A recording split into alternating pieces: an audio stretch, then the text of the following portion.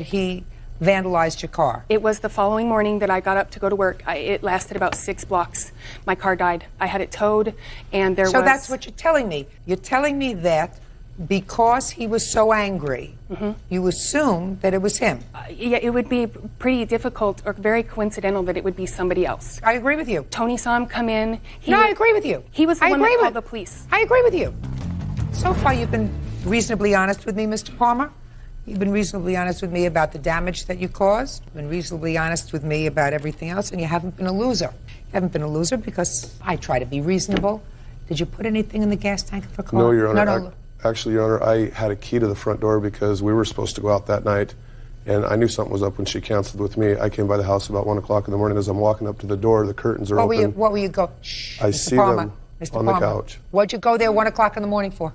Because I knew she was fooling around on me, and that was my waterbed in the house. And when they were on the couch, I was all fine with it. That's how she wants to be. That's how she can be.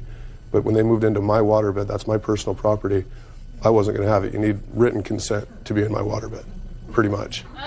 So I let myself in the door and said, not in my waterbed, everybody else. And the police came and stood by while I drained my waterbed, and I left the same time the police did that night. They stood by for 2 hours while I drained my waterbed and took it apart and moved it next door. But it wasn't happening in my bed. Doesn't that sound like a big baby to you? You took police officers who should have been out on the street taking care of important business. They actually commended me for keeping my head. I'm speaking. Sorry. Making sure that people's homes are safe, that there aren't muggers in the street, that people aren't getting raped. And you had them stand there for 2 hours while you drained your waterbed so your former girlfriend wouldn't... They stood by to make sure it didn't turn into a bloodbath, I think. It shouldn't have turned into a bloodbath. You should have gone home, taken a cold shower, gotten into your bed and said, listen, I got to deal with this like an adult. You went over there at 1 o'clock in the morning. My name was on the lease. I had every right to be there. Mr. Palmer, you're being a big baby. And the name you called her is not a nice name. And if you called your old girlfriend that name, it wasn't nice to call your old girlfriend that name. Did you get hit over the head by your old girlfriend? That was a different name I called her. And I fully deserved that one. Your Honor, one of the most important things... Just a second. I want to see the information that you have from your mechanic. These are... One of the receipts is missing, so I had to make a statement about some of the things that he had done for me. There were towing fees. There's... Just a second. And that car has a locking gas cover. Not anymore. The gentleman that worked on my car fixed it the first time. It was running fine. Then it broke down. Listen to me.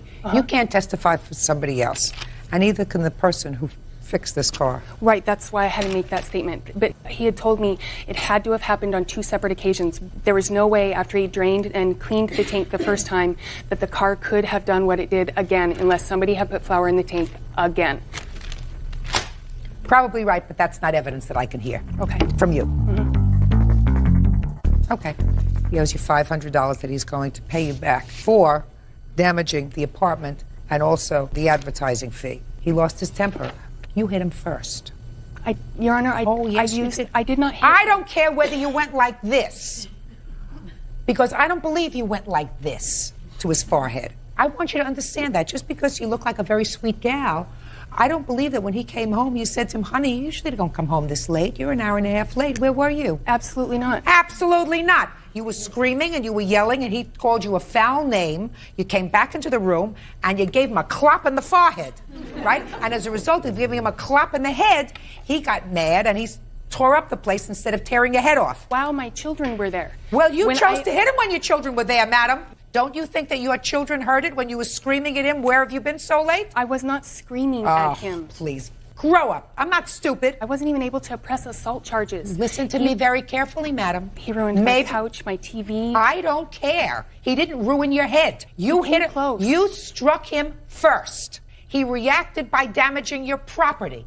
That was bad temper. The fact that he's got a foul mouth is also not a good thing. You say, with my children there? With your children there, you started it with him. He reacted badly. He's got a bad temper. But you started it. You started the screaming. He didn't. And if you didn't like the fact that he was out until 12:30 in the morning, you should have scooped up your children and left. Do you understand? I'm not interested in the hearing. But my older... Goodbye! Your lawsuit's dismissed. Not on the calendar in the matter of Kitchen versus Johnson. Parties have been sworn in, Judge. You may be seated. Folks have seats.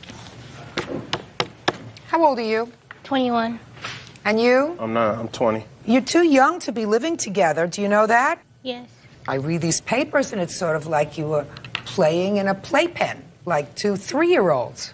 Didn't you ever learn about working and playing well with others? Yes. How long were you living together?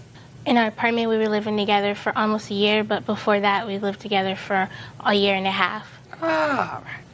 Now, you tell me what date it is that you had this big fight. It was February 23rd, 2002.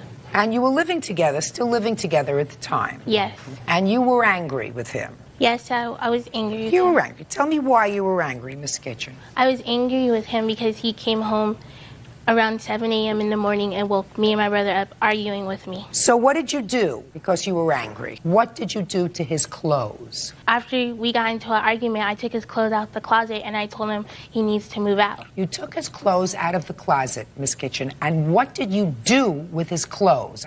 Just be careful what you tell me. Took his clothes out of the closet, and where did you throw them? I threw them on the floor.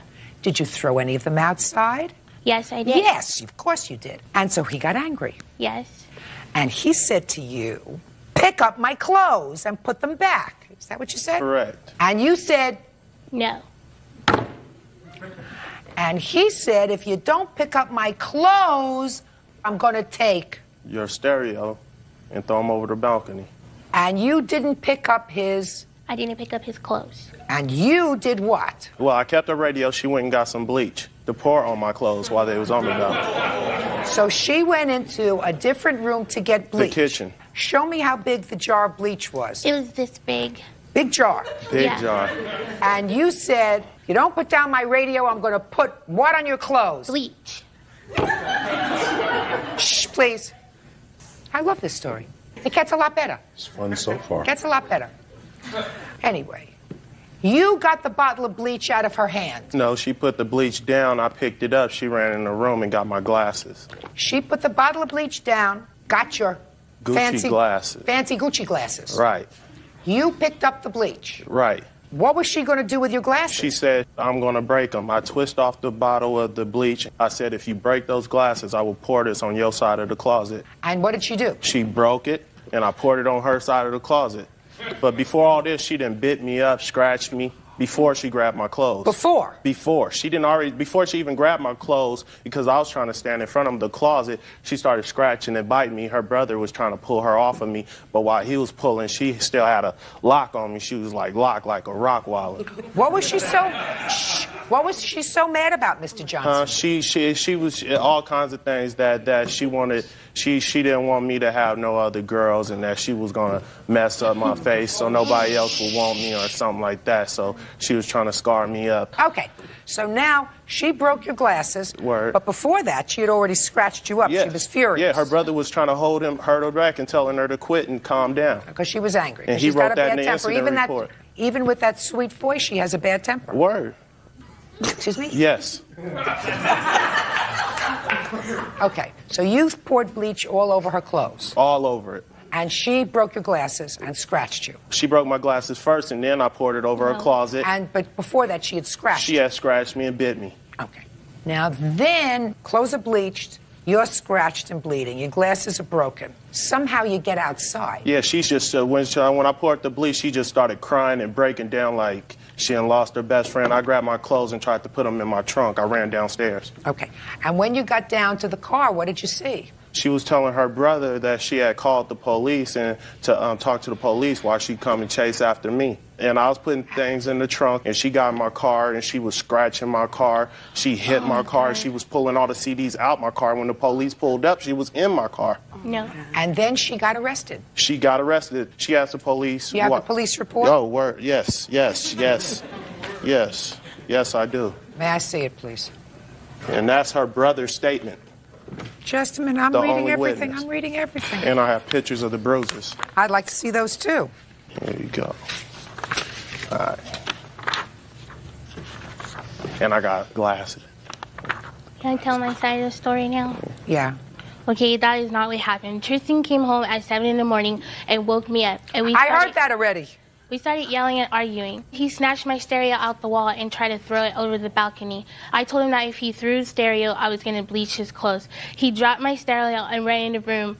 He picked up the bleach and ran in the room and had the bleach over my clothes. I told him that if he bleached my clothes, I was going to break his glasses. He poured bleach all over my clothes, then I broke his glasses. I fell to the ground and started screaming and hollering, and I told my brother to go call the police. He grabbed my purse and picked up his clothes and ran downstairs. I ran downstairs after him, and I grabbed his cell phone. So I told him I'll give him his cell phone if he gave me my purse. I gave him his cell phone, he gave me my purse. I stood by the car, and I wouldn't let him get into the car. So Your daughter?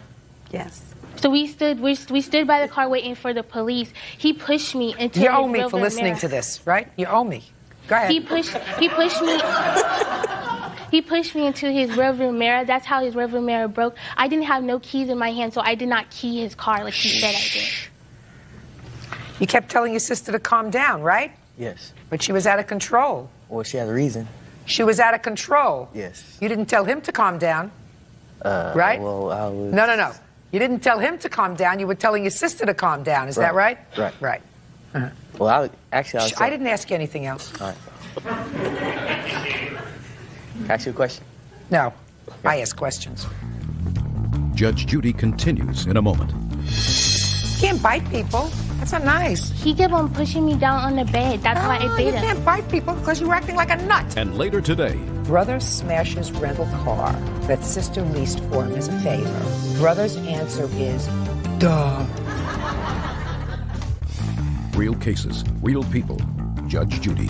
Nicole Kitchen says ex-boyfriend Tristan Johnson bleached her clothes in anger. Tristan says it was in retaliation for breaking his Gucci sunglasses. Let me read you what you told the police. Your name is Carthan? Yes. She was yelling, your sister was yelling at him to get out of the house. Yes. She was saying he hasn't paid all of the rent. Right. Oh, sorry. She told him to go to his girlfriend's house. He cheated on her, and that's why they broke up. They argued for at least 45 minutes. Then she, your sister, started throwing all of his clothes onto the balcony. He took her CD player and said, if my clothes go over, your CD player goes over. She was trying to get the CD player back from him. He was holding her back with his other arm. She bit him on the arm to get her CD player.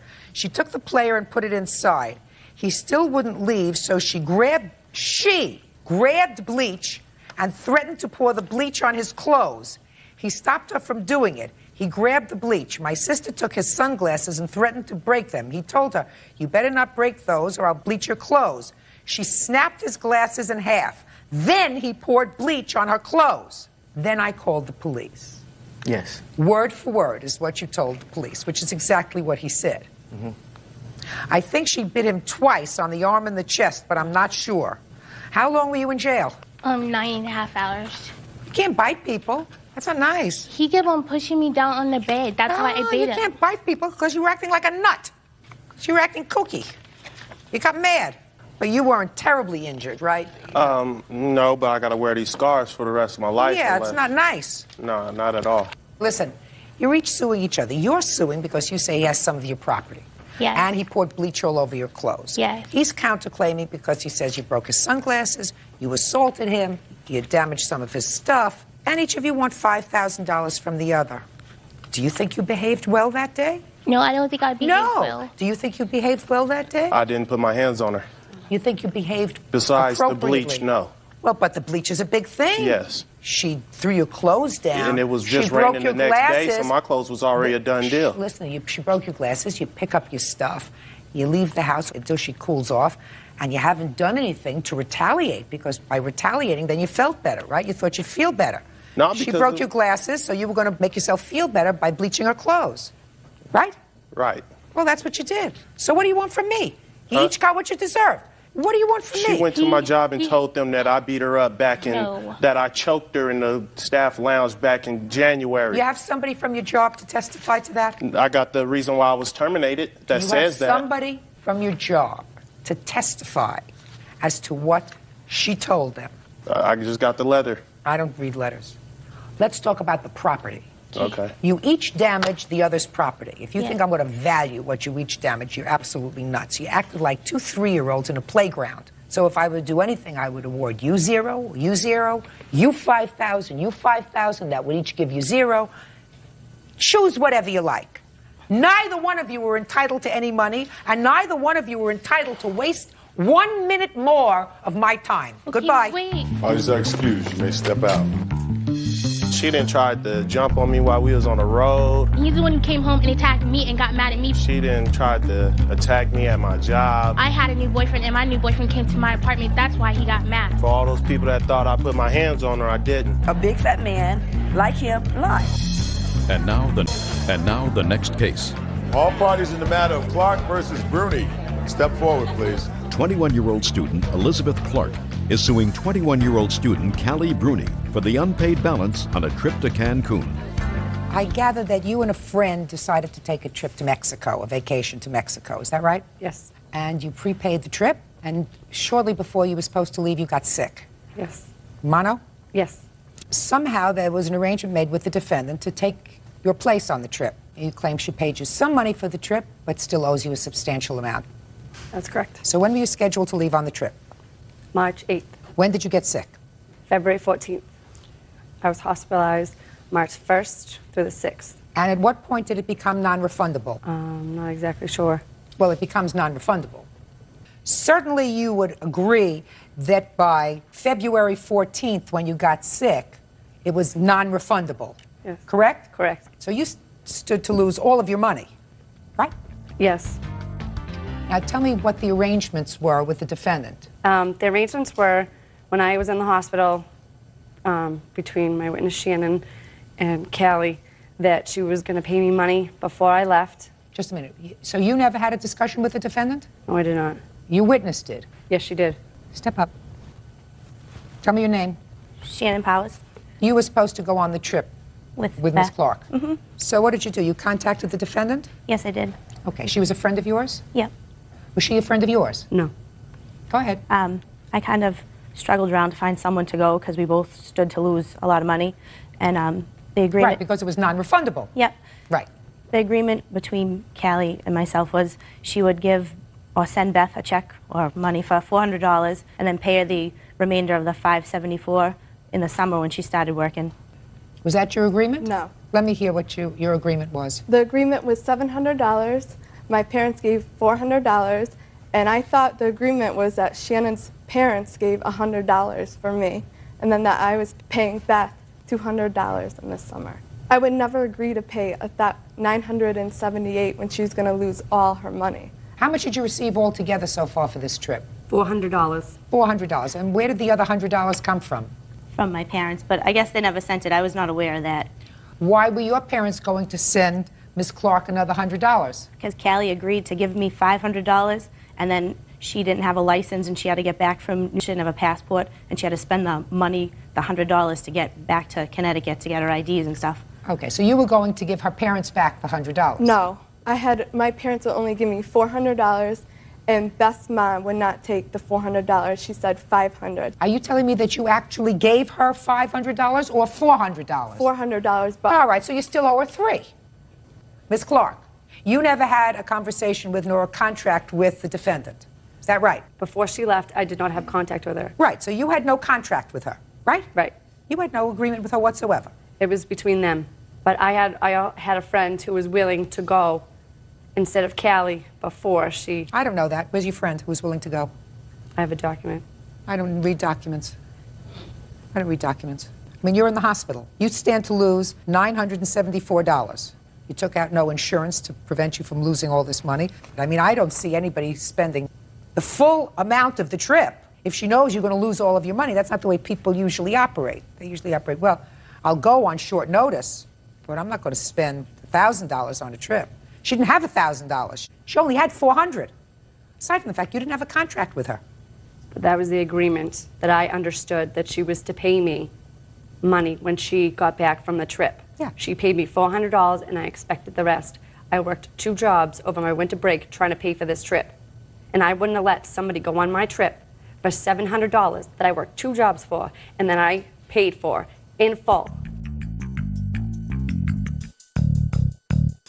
Next time you take a trip, you should have some insurance. I never thought that I was going to get sick. Absolutely. That's why people take out insurance.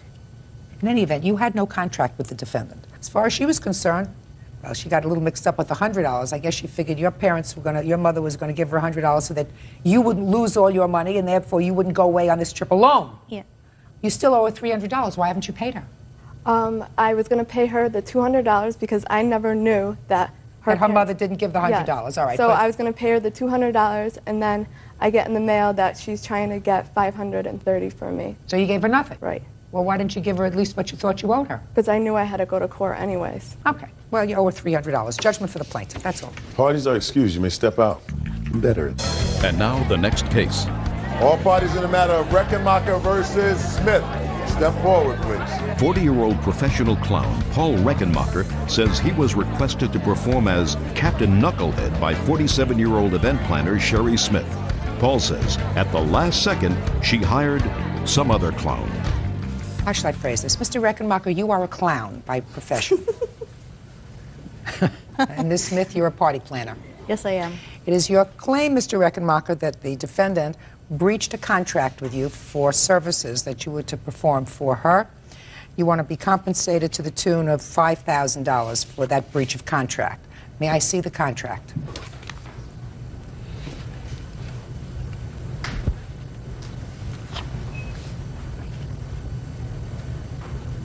Are these the original contracts, sir? Yes, they are. They're not signed. That's true. Thank you. Then if they're not signed, that's not a contract. Thank you. But we have an agreement. Just a second. Let's go. All this is statements from you, and this says date of event, the first one, June 10th of '01, that the client was Lexus. Yeah. Supposed to take place at Clark Park. Captain Knucklehead, I assume that's you. That's me. Will perform 5 hours, including a half-hour field games and warm-up, etc. Price is $1,200. Unsigned. Then I have one. Captain Knucklehead will perform 5 hours, again including the same thing, fee $1,200. I have one for June 23rd, 2001, and again on August 12th, and this is what you're suing for. Yes. Did you, in fact, perform for the defendant on June 10th? No, I did not. Okay. Did you, in fact, perform for the defendant on June 23rd? No, I did not. Did you, in fact, perform for the defendant on July 27th? No, I did not. So, explain to me the lawsuit. Okay, we've had a relationship for a long time, and it's basically this. We had an agreement months before that was hammered out by one of my witnesses, that was the sales manager at the time, Melody Calvert, and the agreement was as such that I would have exclusive booking rights in exchange for a lower price and the ability to substitute other entertainers if I couldn't do that.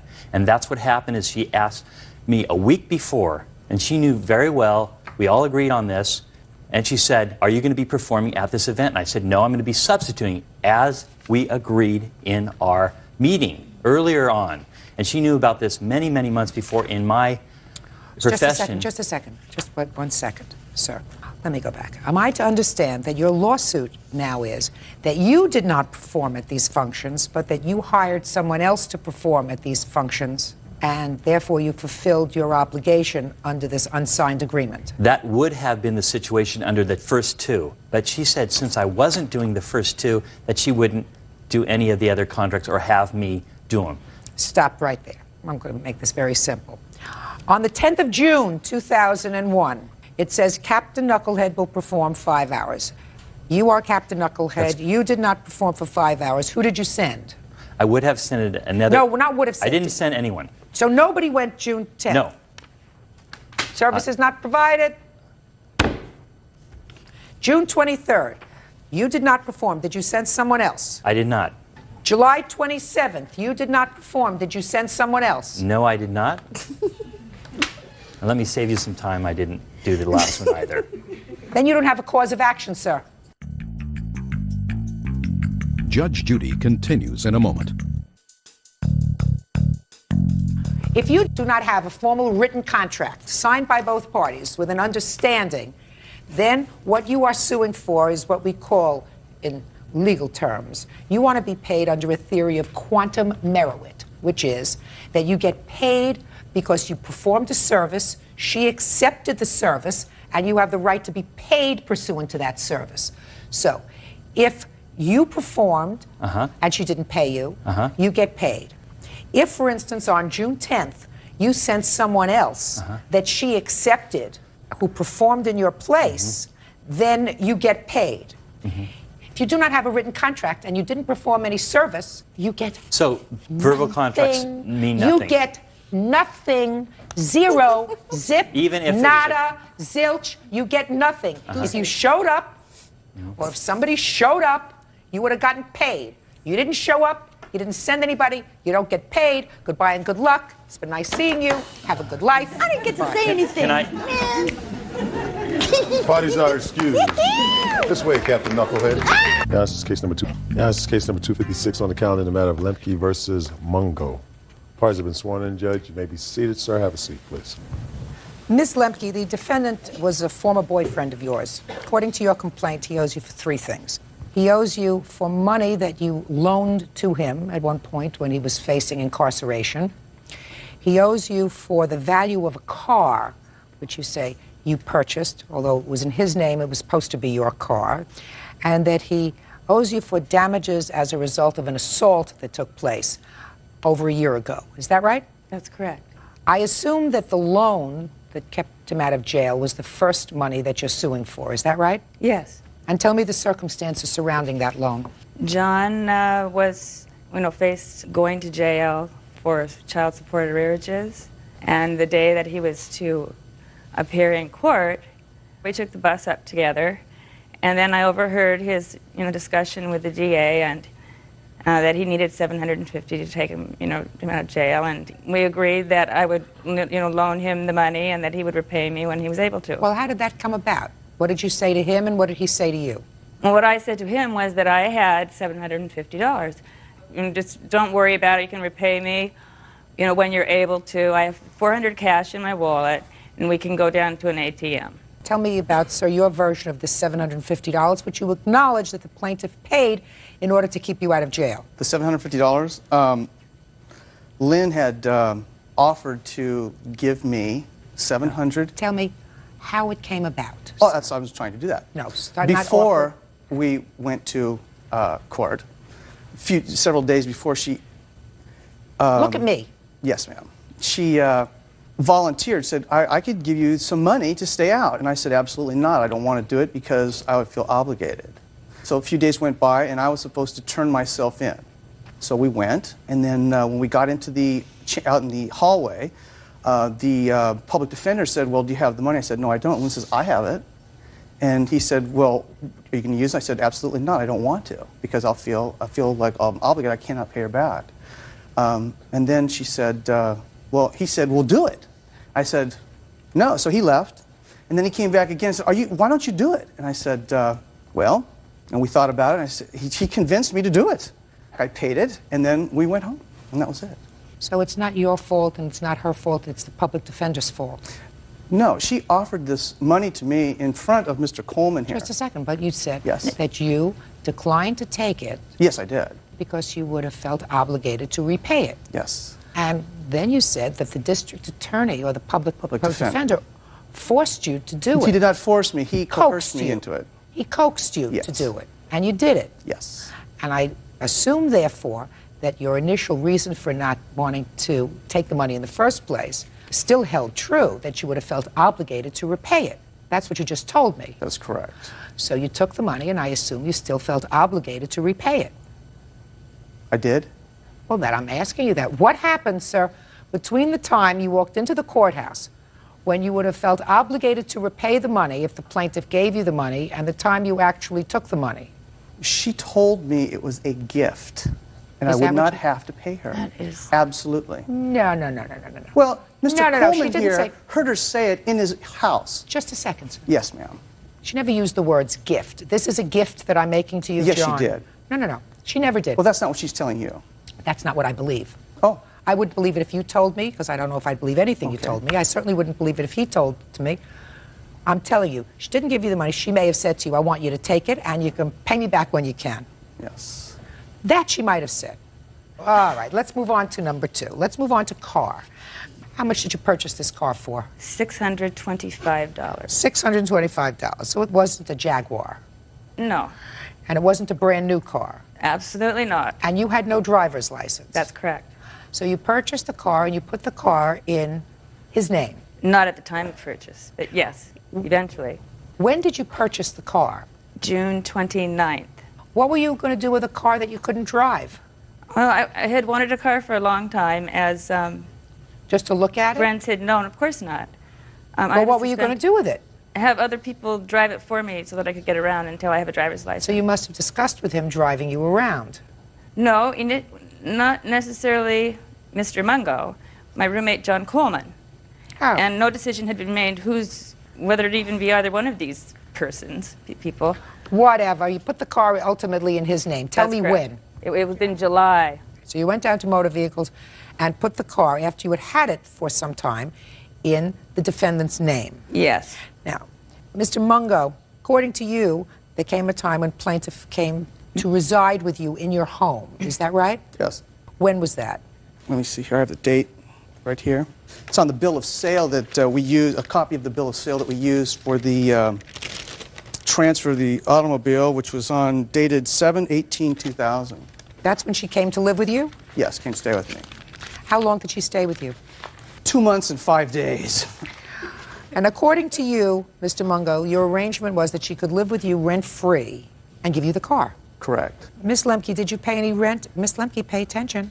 No, I did not, and I do not remember that document at all. Could you look at me? Could you look at me? Oh, I beg your pardon. And was it about the time you went to live with him because you had problems with your old roommate? That's why you moved out. He locked me out of the house. Your old roommate locked you out of the house? Yes. And you went to live with Mr. Mungo. And at the same time that you went to live with Mr. Mungo, was that the time you went down to Motor Vehicles and transferred the title to the car to his name? That's what he says. No, when I went to live with Mr. Mungo, I was only going there for some place to sleep the night I was locked out. But you stayed for 2 months. That's correct, and I contracted bronchitis, had severe pneumonia in all the time August. You were in Mr. Mungo's house? I was, yes I was. And you did not pay any rent? While I was taking care of him. Shh. You did not pay any rent? No, but I bought food and whatever, yeah. You did no, not pay I paid no rent, no. Oh, okay. And he took care of you when you were sick? No. Who took care of you? I took care of myself. Okay. Let's get to item number 3. Tell me about this alleged assault. When did it take place? September 11th. What happened on September 11th? I mentioned something about the car, the subject I would avoid because of his fiery temper whenever the subject came up. There'd been a lot of verbal abuse. So you started to talk about the car. He didn't want to talk about the car. He ran from the back of his house in a fiery rage and punched me as a boxer's punch right here. Also claims John charged her in a fiery rage and punched her. Do you have a police report? The police said that a police report could not be issued. Police issue a police report when there's an assault. Do you have any photographs of your injuries as a result of the assault? Yes, I do. Can I see them, please? That was a couple weeks later. This is about 5 weeks later. 6, maybe.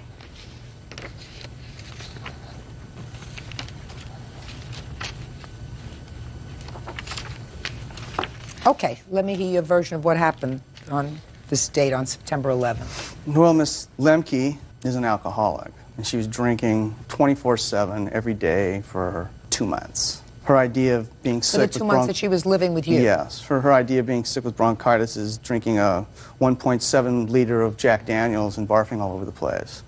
I had my son at my house. He was, I believe, 3 years old, and she was told when he's around and you're drinking, please do not talk to him and leave him alone. We were in the bathroom, and she came in and she grabbed me by the arms. She was shaking me and screaming at me, and I could see the fillings in her teeth. And I broke loose from her, and I went outside. And before I went outside, my little boy was hitting her on the leg like this, saying, stop. He could see that there was this anger, and it was getting him upset. So we went outside, and my little boy kept trying to protect me. And then she went to grab him, and as she grabbed him, he kind of turned upside down, and she spiraled down into the brick fence, and he kind of kicked her in the face. And oh my God, that's an outright lie. Basically, I just was horrified. I said, "Oh, you've got to go." I didn't want her to be there anymore. And she kept I wondering. don't know why she was there in the first place, sir. She was there because she was so combative with John. He couldn't have her living at his house anymore. He locked her out. So she had other places to go. She could rent a room someplace. Go Yes, to she why? could. So why was she living with you, sir? You tell me she's an alcoholic. You had I your wanted my 3-year-old car son. back. I think That's she what was I crazy wanted, mad and in I love was with me, sick. to tell you the truth. Well, We were having a torrid love affair. You were having a torrid love affair At with times. somebody who you say was a complete alcoholic? When you have a torrid love affair with someone who is blind on Jack Daniels for 2 straight months. How? Yeah. It's not hard. Not for you, maybe. Not for you, maybe. Okay. What happened as a result of this assault? Were you ever contacted by the police? Police, well, when after this happened, I picked, my son was supposed to go home to his mother. I spent the night over there. I didn't want to come back home. And apparently the police came out, and the policeman said, I think, ma'am, you must have fallen off the porch and hurt yourself. Don't tell me what the police said to her. Well, he was there to hear it. This is Hearsay. unbelievable. Okay. Hearsay? Hearsay. Oh, This okay. is. Okay. Oh, yes. Go ahead. You're despicable. Thank you. Excuse me. Thank you very much. Excuse me. Excuse me. Quite frankly, Miss Lemke, if someone had assaulted me, causing this kind of injury, Yes. then there would have been a police report, there would have been a police prosecution for domestic violence. Mm-hmm. 2 weeks later, I went to jail for domestic violence, Your Honor. And I cannot understand, madam, why you would not follow up on this case that happened over a year ago. Why? I've been sick for months. Okay, you're going to get your $750 bail money back. You are not going to get your car back because I do believe Mr. Mungo, and believe me, it was a real stretch because it's hard to believe him about a lot of things. I do believe that he agreed to have you live there rent-free in exchange for this $625 car that you would put in his name anyway. As far as your request for damages with regard to the assault, I am not quite sure how this happened. And it is quite possible that you were, in fact, intoxicated at the time, and you're not sure how it happened either. So this is the judgment of the court. You keep the car, and you give her $750 for the bail money. You got me? Good. That's all. Parties are excused. You may step out. Lady Smirnoff? He bought alcohol for me. I think she's still in love with me, and she just wants to have some type of contact. In fact, he had stated he liked me better drunk than sober because he wanted anything from me. Now, this is case number 345 on the calendar in the matter of Butler versus Yandell. Parties have been sworn in. Judge, you may be seated. Folks, have seats. Mr. Butler, you and your family and the defendant and her family used to be neighbors. Yes, ma'am. While you were neighbors, it is your claim that the defendant harassed and defamed both your family and your son. And assault. And assault. And you want to be compensated. The defendant says that after a series of drive-by shootings, she contacted the police. And after she contacted the police, you harassed her, assaulted her, and caused some damage to her property. How long had you been neighbors? Well, possibly 4 years. I've been living in my residence for 4 years now. How long were you living in the I neighborhood? moved in there January of 1999, and he moved in there probably a year following. A year after? You were there first? Yes, ma'am. So you weren't there for 4 years? Approximately 4 years, July of 99. July of 99 is now 4 years. She was there first? Yes. Okay. How many people in your family? Family of 5. You? My wife and 3 kids. How old are your children? Son is 15. Another daughter is 13. Greenish is 12. Okay. Before this incident, had you had any difficulty with each other? No. Gotten along okay? Well, we just never was around each other to get along or not get along. I just, I knew the type of people they were, so I just kind of stayed my distance. I'd like to speak on that. Basically, I would walk up and down the street to get my daughter from the bus stop from school, and he would always be outside with a bunch of people. This was a daily thing. He used to say hi to me. I used to say hi to him, too. As for him saying the type of person I was... I'm not interested in that. Yeah. You said hi, so there were no problems. No. No problems, ma'am. What happened in September of 2001? Because I assume that that's what precipitated this problem. On September 20th, at about 2 o'clock... in the afternoon? Yes. Ralph came to my door, knocking at the door, says, I want to talk to Rod, which is my fiancé. And then I said, okay, and then I went and got him. He came to the door. He goes, I want to talk to you, not your wife. He was like really, really like, I could tell something was wrong. And so he stepped to the door, and then he went outside and he closed the door behind him. So I was inside and I was listening from the inside, and I could hear him yelling and getting really loud and rude with Rod, saying that your wife turned my stepson into the police, saying he's selling drugs out of my house. And then when he said that, then I opened the door and I told him, you know, Ralph, you need to get your story straight before you come down here threatening me. I said, none of that is true. There had been a problem in the neighborhood with some shootings? Yes. What happened with that was right across the street from his house, there was a lot of drug members hanging out selling drugs, and there was a lot of drive-bys that started occurring, and this was about 8 months ago. Well, that had nothing to do with him. This was across the street from his house. Yeah. Okay. And then what happened was right, like side to side, on the same sidewalk area, my son was at the park in the sandbox. The first drive-by was about like 12 or 2 o'clock in the afternoon on a Sunday. And my son was out there when this happened. And my daughter comes running inside the house telling me, Mommy, they're shooting out there. And then I came out there, and then my son was laying down in the sand because he was scared, you know. He didn't want to get shot. And so then after that, there was about 3 or 4 more shootings within like a 2 weeks time period. There was 3 within 3 days. So every time that the police would come to check out the area, all these guys would run into the back of the carports, which lead into the back doors of the townhouses across the street from his house. So what I did was, my fiance and I, we walked down to speak to the officers. And we asked them if we could speak to them privately so we could kind of give them a feel out of who these people were to try and get this stuff resolved. So what happened from there was, when he came to my door that day on September 20th, he says, I'm not a punk B. You're not going to get away with this, you snitch. And he goes, the only reason you're saying anything to me right now is because Rod, which is my fiance, and my best friend Jeff, we were all there together. And he goes, that's why you're only saying anything. He goes, but you wait until you go walking down the street to get your daughter, you're going to get yours. And then he goes, snitches don't live long. And he takes off down the street really mad. Then he comes back about 5 minutes later with another guy that is a known drug dealer over there. He comes back up and he goes, you mother effers, snitches get stitches and they don't live long. And then the police showed up.